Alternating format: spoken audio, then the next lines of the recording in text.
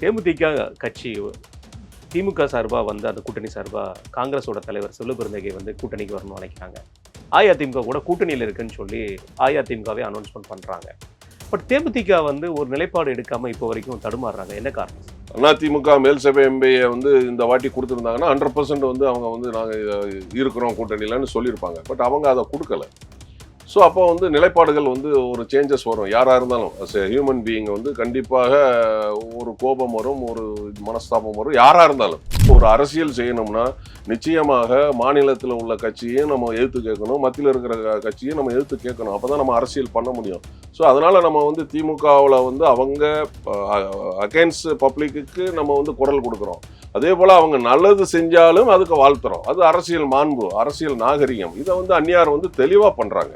Captain சொல்லி கொடுத்த பாடமே அதான். மக்களுக்கு விரோதமாக எது நடந்தாலும் நம்ம தட்டி கேட்கணும். ஏன்னா கேப்டனை பற்றி எல்லாருக்குமே தெரியும். வெட்டு 1 துண்டு 2 ஏகுமால் தோல்த்து கூட, அப்படிதான் அவருடைய பாணி. அது ஒரு விஷயம் வந்து அவர் வந்து இந்த பொது இடங்கள் அதெல்லாம் எதுவுமே பார்க்கவே மாட்டார். எது தப்புனாலும் தப்பும்பாரு, கரெக்டுனா கரெக்டும்பாரு. நம்ம எல்லா இடங்கள்லையுமே நம்ம வந்து தலைவர் கேப்டனை வந்து அந்த மாதிரி பார்த்துருக்கோம். கேப்டனுடைய உண்மையான தொண்டர்கள், உண்மையான விசுவாசிகள் இங்கே தான் இருக்கிறாங்க. இப்போ வந்து நீங்கள் வந்து சொல்கிறீங்க அந்நியார் மட்டும்தான் வந்து அப்படி ஒருத்தர் மட்டும் அரசியல் அனுபவம் வச்சு ஒரு கட்சியை நம்ம வந்து ரன் பண்ணுறது ரொம்ப கஷ்டமான விஷயம்.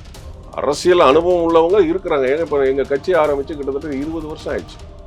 20 வருஷம் வந்து போதும். இதில் ஒரு பெரிய ஒரு விஷயம் என்னென்னா, திமுக பல முறை ஆட்சி செஞ்ச கட்சி ஒரு எதிர்கட்சியாக கூட வர முடியாமல் அந்த தேர்தலில் 3வது இடத்துக்கு தள்ளப்பட்டது. 23 சட்டமன்ற உறுப்பினர், இங்கே 29 சட்டமன்ற உறுப்பினர்.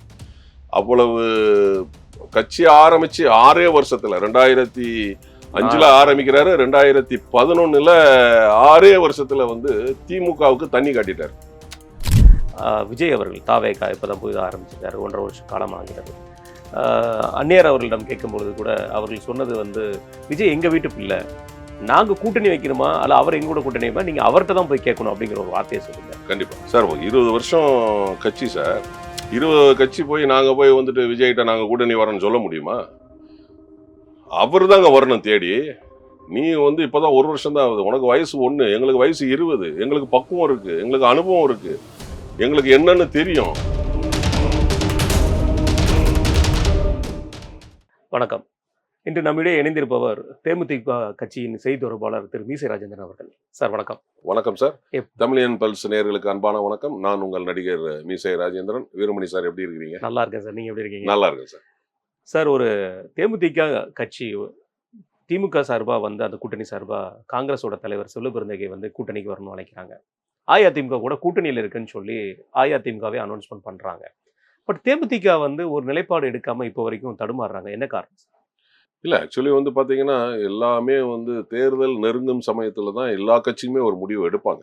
இப்போ வந்து ஒரு ரீசன், அதுக்கும் ஒரு ரீசன் சொல்கிறாங்க. நம்ம வந்து அதிமுக மேல் சபை எம்பியை வந்து இந்த வாட்டி கொடுத்துருந்தாங்கன்னா 100% வந்து அவங்க வந்து நாங்கள் இருக்கிறோம் கூட்டணியிலன்னு சொல்லியிருப்பாங்க. பட் அவங்க அதை கொடுக்கல. ஸோ அப்போ வந்து நிலைப்பாடுகள் வந்து ஒரு சேஞ்சஸ் வரும். யாராக இருந்தாலும் அஸ் எ ஹியூமன் பீயிங் வந்து கண்டிப்பாக ஒரு கோபம் வரும், ஒரு மனஸ்தாபம் வரும். யாராக இருந்தாலும். ஸோ அதனால் வந்து அவங்க வந்து சொல்லலை. ப்ளஸ் அவங்க முடிவை இன்னும் தெளிவாக சொல்லியிருக்கிறாங்க. நாங்கள் ஜனவரி 9ஆம் தேதி கடலூர் மாநாட்டில் நாங்கள் வந்து எங்களுடைய நிலைப்பாடை சொல்லுவோன்னு சொல்லியிருக்கிறாங்க. ஸோ நான் வந்து தனிப்பட்ட ஒரு பொதுச் செயலாளர் அப்படிங்கிறவங்க முடிவு எடுக்காமல் கட்சியில் இருக்கிற அனைத்து நிர்வாகிகள், மாவட்ட செயலாளர்கள் எல்லாருமே கூடி பேசி தான் இந்த முடிவை எடுப்பாங்க. அது எந்த கட்சியாக இருந்தாலும். ஸோ அதுவும் ஒரு ரீசன். ஸோ இன்னொரு ரீசன், நம்ம ஏற்கனவே சொன்ன மாதிரி அதிமுக வந்து அவங்க வந்து சரியான முறையில் அவங்க சொன்னபடி நடந்துக்கலை. அதுவும் ஒரு ரீசன். ப்ளஸ் வந்து பார்த்தீங்கன்னா எல்லா கட்சிகளுமே அந்த தேர்தல் வரும் சமயம் தான் டிசைடிங் பண்ணுவாங்க. ஸோ இந்த 3 ரீசன் தான் காரணம். நம்ம கட்சி ஆரம்பித்த காலத்துலேருந்து கேப்டன் அவர்களால் சொல்லப்படுற ஒரு விஷயம், மக்களுக்காக நம்ம எப்போ எந்த காலத்துலனாலும் நம்ம போய் நிற்போம், மக்கள் தான் நமக்கு முக்கியங்கிற ஒரு வார்த்தையை சொல்லியிருக்காங்க. இன்றைக்கு நான் முடிவெடுக்க முடியாத சூழ்நிலை இருக்குன்னு சொல்லலை. அப்படி சொல்லாமல் முடிவை நாங்கள் ஜனவரி மாதம் அனௌன்ஸ் பண்ணுறோங்கிற வார்த்தையை சொல்லியிருக்காங்க. ஆனால் மக்களுக்காக இருக்கிறாங்கன்னா, இந்த 2021 இப்போ வரைக்கும் இந்த திமுக ஆட்சியில் எவ்வளோ சட்ட ஒழுங்கு பிரச்சனையிலேருந்து நிறைய பிரச்சனைகள் இருக்குது. இது அவங்க கவனத்தில் கொள்ள வேண்டாமா? இல்லையா, எல்லா போராட்டங்கள் ஒருவேளை கூட்டணி திமுக பக்கம் சாஞ்சாங்கன்னா அது மிகப்பெரிய ஒரு இதா போயிடாது? அப்படிலாம் கிடையாது. இப்போ வந்து அந்நியாராகட்டும், எங்கள் கட்சி நிர்வாகிகளாகட்டும், மக்களுக்கு விரோதமான விஷயங்கள்லாம் நாங்கள் ஆர்ப்பாட்டம், போராட்டம் எல்லாமே நாங்கள் கலந்துக்கிட்டோமே. இப்போ நுங்கம்பாக்கத்தில் டிபிஏல வந்து நம்மளுடைய டீச்சர்ஸ்லாம் ஸ்ட்ரைக் பண்ணும்போது அந்நியார் அவர்கள் நேரடியாக போய் அதுக்கு ஆதரவு கொடுத்தாங்க. இபியில் அவங்க வந்து ஸ்ட்ரைக் பண்ணும்போது அந்நியார் அவர்கள் நேரடியாக போய் ஆதரவு கொடுத்து அந்த கூட்டத்தில் கலந்துக்கிட்டாங்க.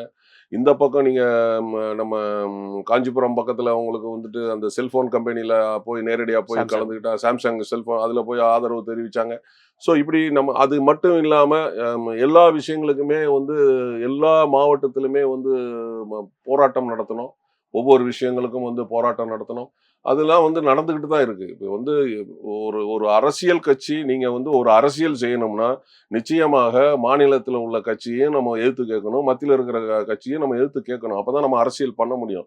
ஸோ அதனால நம்ம வந்து திமுகவுல வந்து அவங்க அ அகைன்ஸ்ட் பப்ளிக்குக்கு நம்ம வந்து குரல் குடுக்குறோம்.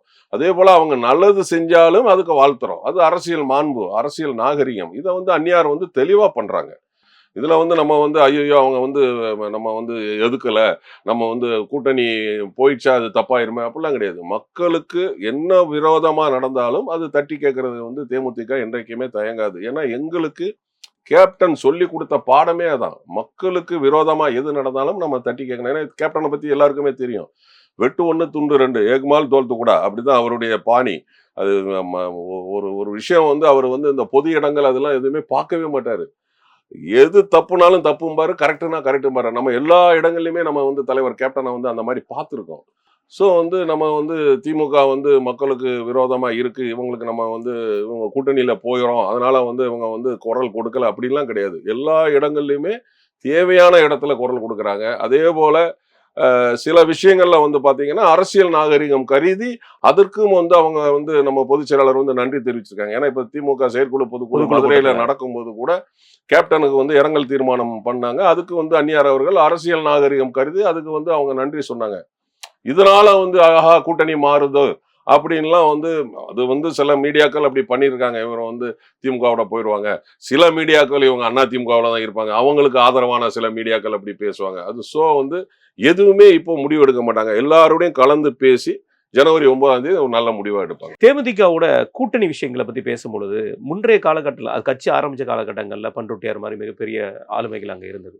இன்றைக்கு கூட்டணி சார்பா பேசுறதா இருந்தா, அந்நியார் அவர்கள் மட்டும் தான் பேசக்கூடிய சூழ்நிலை இருக்கு. மிக முக்கிய கட்சி பிரமுகர்கள்ங்கிறது இன்னைக்கு வெளிய மக்களுக்கு தெரியிற அளவுக்கு யாருமே இல்ல. இது தேமுதிகவோட வீழ்ச்சியை காமிக்குதா? அல்லது தேமுதிகவுக்கு என்ன நடந்தது? அப்படிலாம் சொல்ல முடியாது. இப்போ வந்துட்டு எங்களுடைய கட்சியில வந்து கொள்கை பொறுப்பு செயலாளர் அண்ணன் மோகன்ராஜ் இருக்கிறாரு.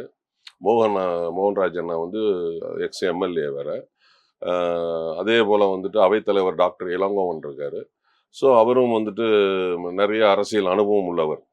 இப்போ அதற்கு அடுத்தால நீங்க பார்த்தீங்கன்னா வந்து பார்த்தீங்கன்னா பொருளாளர் சுதீஷ் சார் இருக்கிறாரு. அவரும் வந்து அனுபவம் உள்ளவர் தான். ஏன்னா 3 தடவை எலெக்ஷன்ல நின்றுருக்கிறாரு. ஸோ அதன் பிறகு பார்த்தீங்கன்னா இப்போ கட்சியில மாநில துணைச் செயலாளர்கள் இருக்காங்க. தலைமை நிலைச் செயலாளர் திரு பார்த்தசாரதி இருக்காரு. அவரு எக்ஸ் எம்எல்ஏ.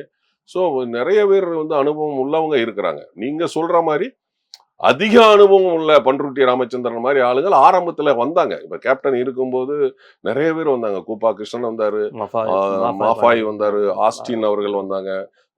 நிறைய பேர் வந்து ஏஜி சம்பத் வந்தாரு. ஸோ நிறைய பேர் வந்தாங்க. சில தவிர்க்க முடியாத காரணங்கள் பிளஸ் அவங்களுடைய தன் லாபத்துக்காக அப்படிதான் நான் சொல்லுவேன். என்னைய கேட்டீங்கன்னா அவங்களுடைய தன் லாபத்துக்காக இப்ப இங்க இருந்தோம்னா நமக்கு வந்து அடுத்து பெனிஃபிட் இருக்காதோ அப்படின்னு சொல்லிட்டு அவங்க அதனால வந்து ஜம்ப் பண்ணி போயிட்டாங்க.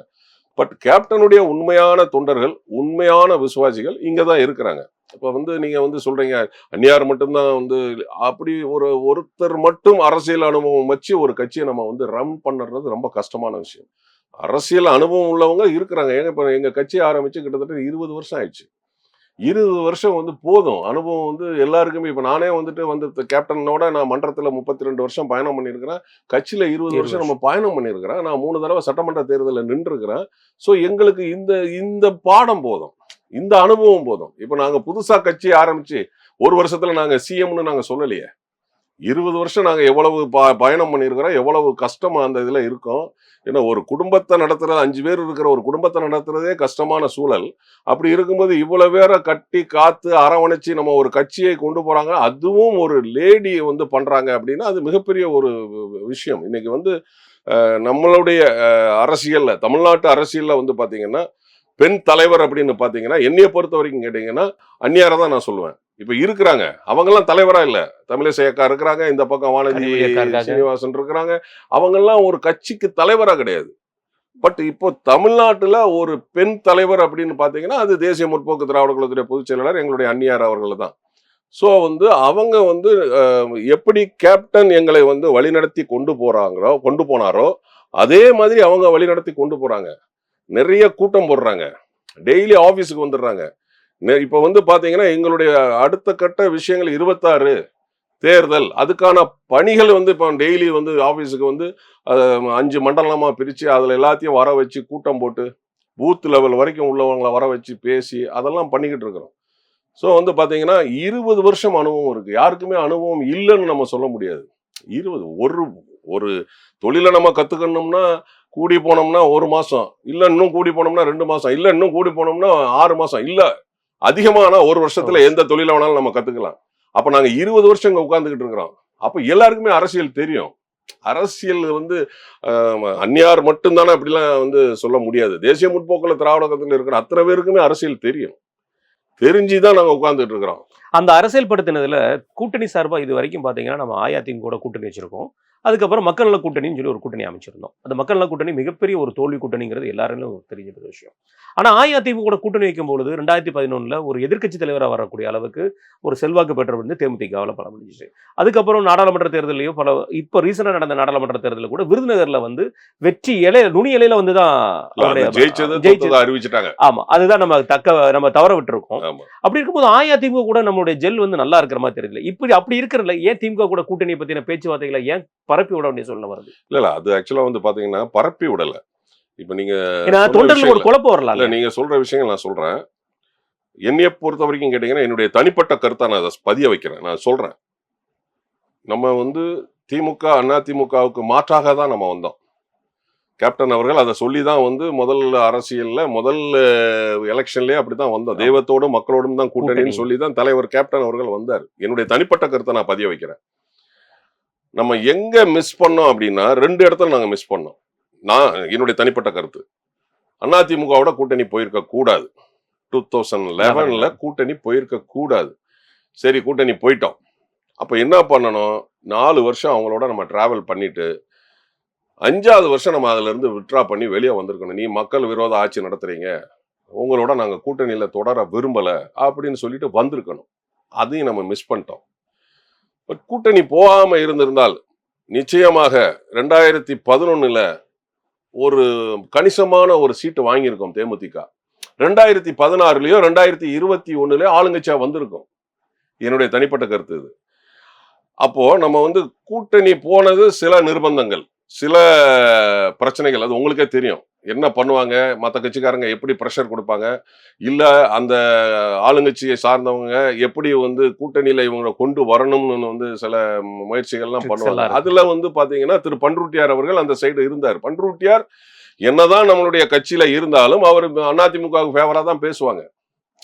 ஸோ நிறைய பேர் வந்தாங்க. திரு சோ அவர்கள் வந்தார். அதெல்லாம் வந்துட்டு பாத்தீங்கன்னா 2011 நிறைய பேர் வந்து பேசினாங்க. அது எங்களுக்கு தெரியும், கூட இருக்கவங்க எங்களுக்கு தெரியும் யாரெல்லாம் வந்து பேசினாங்க, என்ன பேசினாங்க அப்படிங்கிறது எங்களுக்கு தெரியும். திரு சோ அவர்கள் 3-4 தடவை வந்து பேசினார்.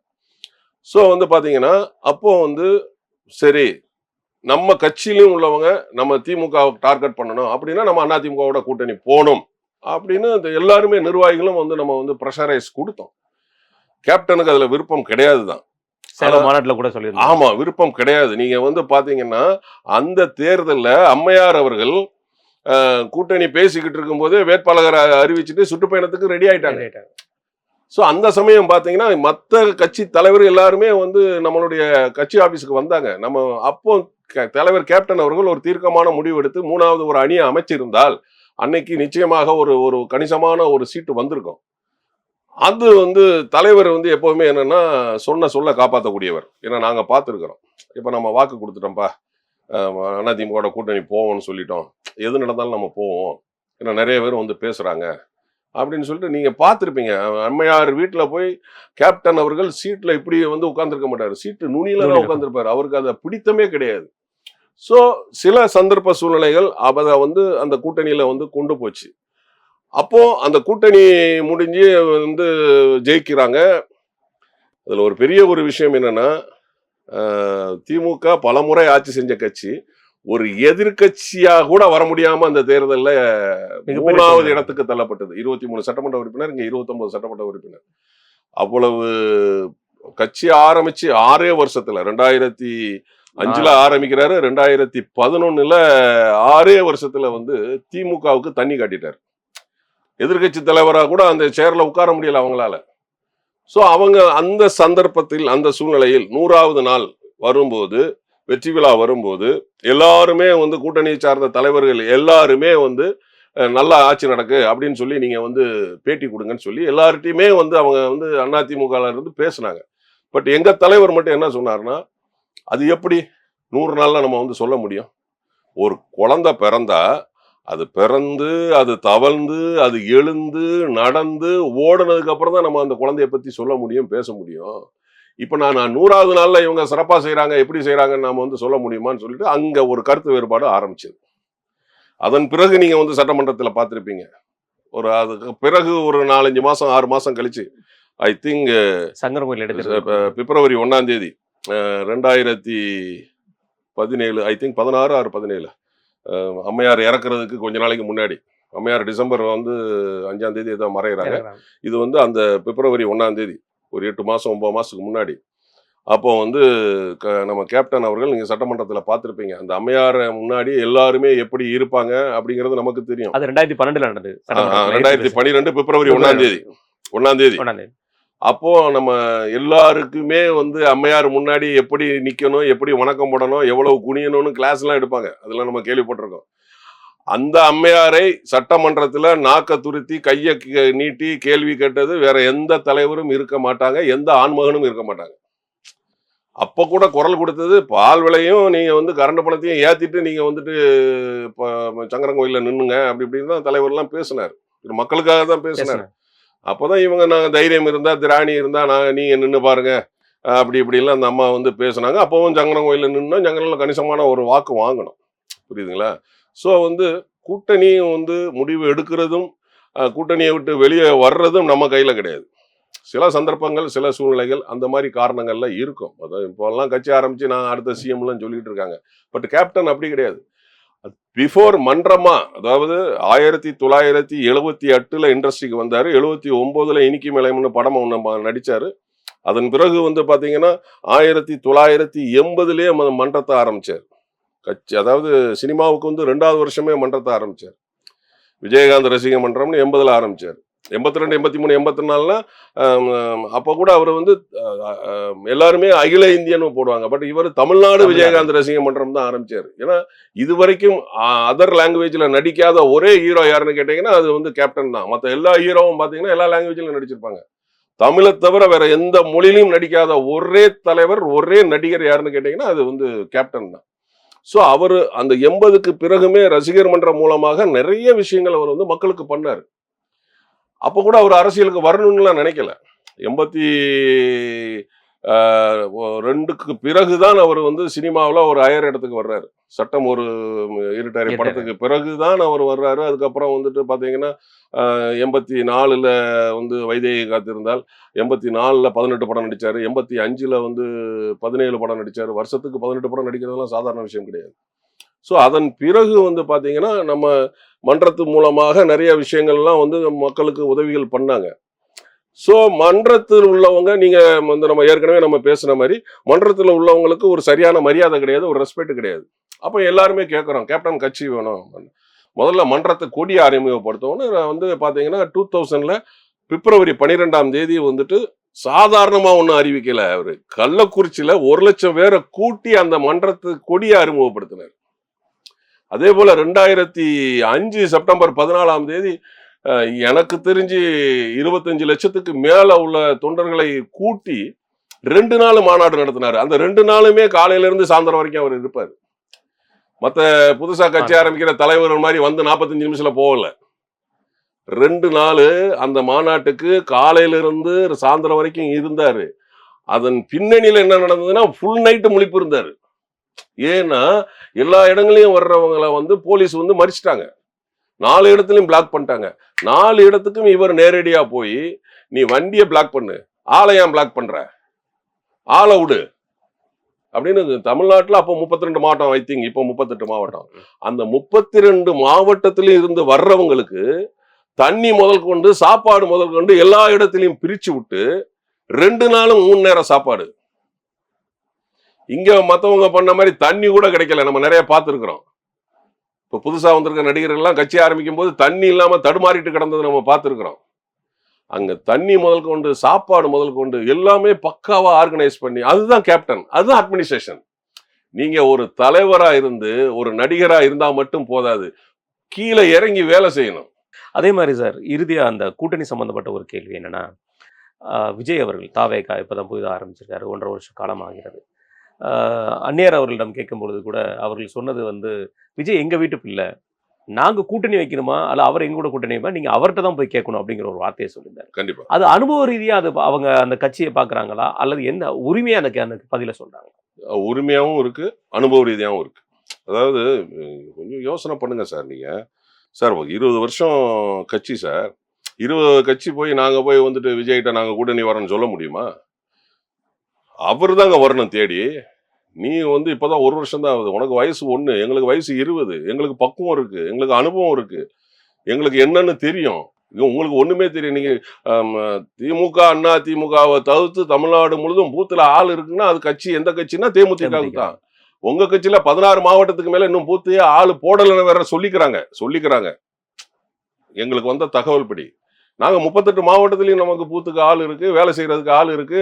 234ல நீங்க தனியா நின்னா கூட கேண்டிடேட்டுக்கு ஆள் இருக்கு. உங்களுக்கு அதெல்லாம் இருக்காங்கிறது இன்னும் தெரியல. புரியுதுங்களா? அதனால வந்து அந்நியார் சொன்னதுல 2 விஷயம் கரெக்டான விஷயம். அவங்க வீட்டு பிள்ளை, தப்பே இல்லை. அது வந்து கேப்டனுடைய சின்ன வேஷம், சின்ன பையன் வேஷத்தை அவர் வெற்றிங்கிற முதல் படத்துல அவர் நடிச்சதே வந்து கேப்டன், சின்ன கேப்டனா தான் அவர் வருவார். வெற்றி தான் அவருடைய முதல் படம் ஐ திங்க், நான் நினைக்கிறேன். அதன் பிறகு நிறைய படங்கள்ல வந்து அவர் நடிச்சாரு. நீங்க ஒரு விஷயம் இதுல பார்க்கணும். நீங்க அதாவது அவர் வந்துட்டு முதல் படம் நாளைய திருப்பு ஐ திங்க் 1992. நாளைய திருப்பு படம் சரியா போகல. அதன் பிறகு வந்த படங்கள் விஷ்ணுன்னு ஒரு 2-3 படங்கள் வந்து விஜய் சாருக்கு சரியா போகல. அப்போ கேப்டன் வந்து 91 ஐ திங்க் கேப்டன் பிரபாகரன் மிகப்பெரிய ஒரு படம், ஹீரோ, மிகப்பெரிய ஹீரோ, ஆக்ஷன் ஹீரோ. 92ல வந்து இவருக்கு வந்து ஆரம்பிச்சு தடுமாற்றத்தில் இருக்கிறாரு விஜய் சார்.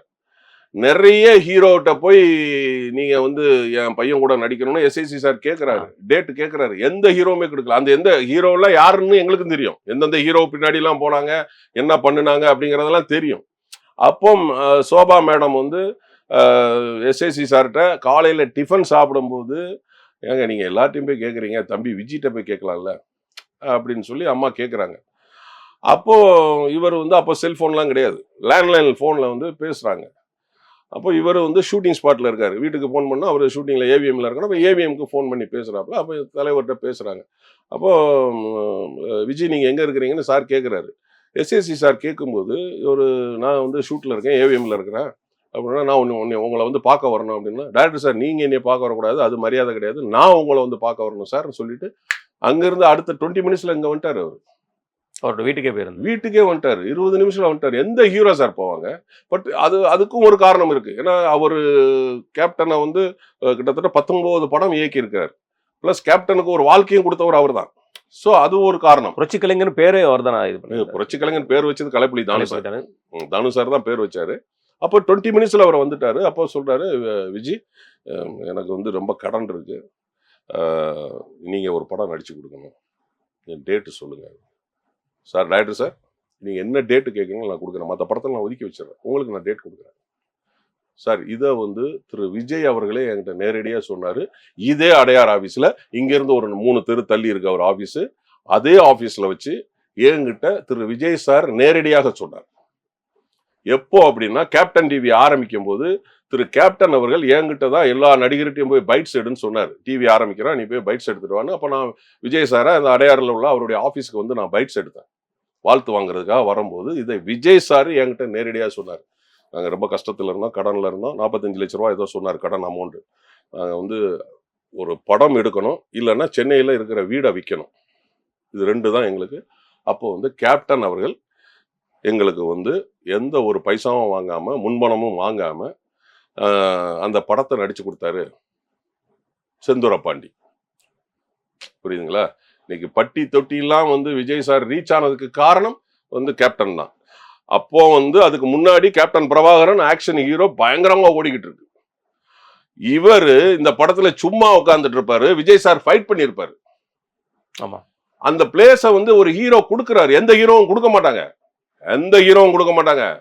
நாம சினிமால 40 வருஷமா இருக்கிறோம், நம்ம பார்த்துக்கிட்டு இருக்கிறோம். ஒரு ஹீரோவுக்கு வரக்கூடிய சாங்கையோ, ஒரு ஹீரோவுக்கு வரக்கூடிய ஃபைட்டையோ, ஒரு புதுசா வர்ற நடிகருக்கு விட்டு கொடுக்கவே மாட்டாங்க. ஆனா அவர் செஞ்சிருப்பாரு. கேப்டன் சும்மா உட்கார்ந்துட்டு இருப்பாரு, விஜய் சார் ஃபைட் பண்ணுவாரு. ஸோ இந்த மனசுலாம் யாருக்குமே வராது. நீங்க வந்து அதே மாதிரி விஜய் அவர்களையும் கேப்டன் அவர்களையும் நம்ம கம்பேரிசனே பண்ணக்கூடாது, பண்ண முடியாது. அவர் எவ்வளவு பெரிய ஆளு. நீங்க வந்துட்டு அது எப்படிங்க? உங்களுக்கு வாழ்க்கை கொடுத்தவர் கேப்டனுங்க. உங்களுக்கு சினிமாவில் வாழ்க்கை கொடுத்தவர் கேப்டனு. வந்து அந்நியார் சொன்னதுல என்ன தப்பு இருக்கு? நீங்க இதை போய் விஜய்கிட்ட தான் கேட்கணுங்கிறது தப்பே கிடையாது. அவர்கிட்ட தான் கேட்கணும். இப்போ வரைக்கும் தாவேக்கால ஏதாவது அழைப்பு வந்திருக்கா கூட்டணி சம்பந்தப்பட்டு? அது எனக்கு தெரிஞ்சு இது வரைக்கும் வரல. அது எப்பவுமே வந்து அரசியல் கடைசி நேரம் தான், தேர்தல் வர்ற சமயம் தான் அந்த பேச்சுவார்த்தைகள்லாம் தெரியும். மிக நன்றி சார், உங்கள் நேரத்தையும் கருத்தை பண்ணீங்க. ரொம்ப நன்றி வீரமணி சார். தமிழியன் பல்ஸ் நேயர்களுக்கு வணக்கம். மீண்டும் ஒரு நல்ல நேரத்தில் உங்களுடைய சந்திக்கிறேன். நேற்று, இன்று, நாளை என்றுமே நான் உங்கள் நடிகர் மீசை ராஜேந்திரன். நன்றி, வணக்கம்.